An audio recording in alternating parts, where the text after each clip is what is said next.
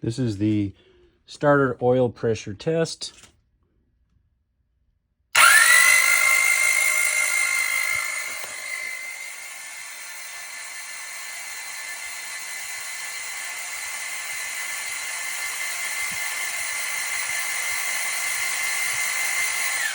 And there we are. 50 psi of oil pressure on the starter alone, and no oil leaks from the head gasket. So we're ready to go.